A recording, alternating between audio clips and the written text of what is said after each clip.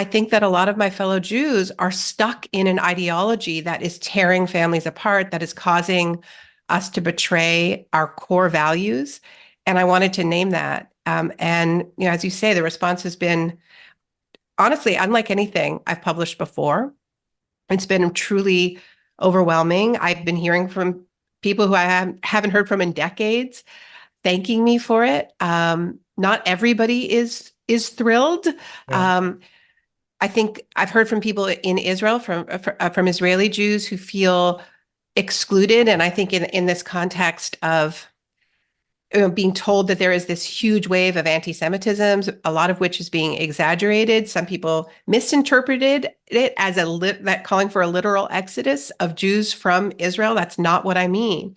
I'm calling for a release from the logics of Zionism that has trained so many people to see Palestinian children as a demographic threat, which is a profound betrayal of our values. To see children as threats rather than full human beings filled with potential, imbued with equal rights. So I was not calling for a literal exodus in that sense. What made it so powerful, Naomi, is that a lot of anti-Zionist Jews are associated by their critics with an antipathy towards faith and religion. They're seen as totally secular or Marxist or far left. And, the critique of Zionism is purely political. And as you just said, and as we saw in the clip, you situated your critique within religious tradition as well. You're saying, I'm looking at Exodus and looking at Moses and looking at false idols and drawing those analogies. I don't think that's something many people might instantly associate you with, which I found fascinating and surprising. Yeah. And I think that's what's happened on a lot of college campuses as well, where people have assumed that all these Jewish people who are protesting with Palestinians, they must be self-hating Jews. Yeah. To be honest with you, part of the reason why I felt like I could do that publicly is because there is this huge movement of my fellow Jews who are standing up to Israel, to genocide, coming together, really finding each other, speaking from a place of Jewishness, which is tricky because, the first ploy is to un-Jew you, to excommunicate you, to say you're not a real Jew. And that's been the biggest shift. The shift is not that, okay, now I'm criticizing Israel. I've been criticizing Israeli policy for a long time, but I feel like I'm able to do it from inside the rituals, from inside the faith, because I'm part of this broader community. And that meant a lot to me, like even that they had organized it as a Seder in the streets. And before I gave that speech, in the video that's circulating, you can't see that I started it with a blessing and eating the bitter herbs. And I was very stressed because I had parsley in my mouth, which is, you shouldn't actually eat parsley right before you give a speech like that. I hadn't really thought that part through, but it was just great to be with those thousands of people in the streets and to have that community. And you're right, it struck a chord, because it's one thing to do political, geopolitical, economic analysis of Israel, which I've been doing since the shock doctrine. In fact, I've been doing it for a lot longer. But it's another to quote Exodus. It's another to say that this is a betrayal of Jewishness itself. And frankly, that's one of the things that's interesting about Montague, coming back to him in 1917. His critique in this memo, which I really encourage people to read, I love this line. He criticizes Zionism on religious grounds. There is biblical prophecy that Israelites will one day return to the land from which they were dispersed, but that is supposed to be coming through the Messiah. And then he has this great line. He says, to bring the Jews back to form a nation in the country from which they were dispersed would require divine leadership. I have never heard it suggested, even by their most fervent admirers, that either Mr. Balfour or Lord Rothschild would prove to be the Messiah. Wow.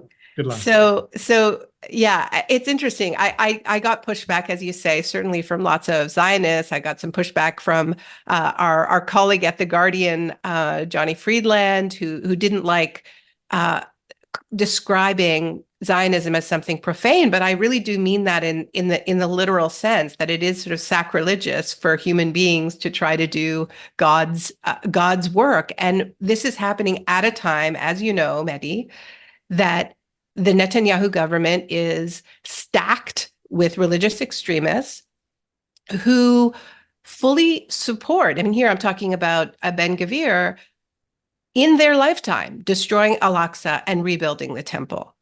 So to talk about Zionism as a false idol is, this is not just extreme rhetoric. This is speaking to a political project that is profoundly literalist and fundamentalist. And I think it's at the heart of what we're seeing in Israel right now.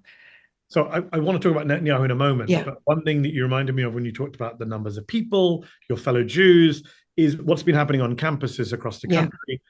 We're speaking on Monday. The Columbia row is ongoing. People have been arrested over the weekend in various universities, including in Northeastern, where pro-Israeli protesters said, kill the Jews, but pro-Palestine demonstrators got blamed for that rhetoric. In UCLA, there's been some vile stuff said by quote-unquote counter-protesters. But what I would say is what I found fascinating is the sheer number of Jewish students who are overrepresented in these protests. And again, not just secular Jewish students, but Jewish students who are commemorating Passover and doing Seder in these encampments. Yeah. And that's what first attracted me last week to a student named Jonathan Ben Menachem, who is a student at Columbia, Jewish PhD student. And we asked him to write a piece for us, just first person, observing what he saw in Columbia.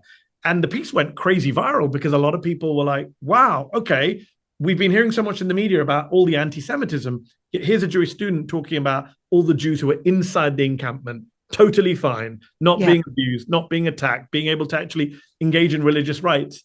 And that was such an important thing to do because I think it helped rebalance some of the conversation and coverage.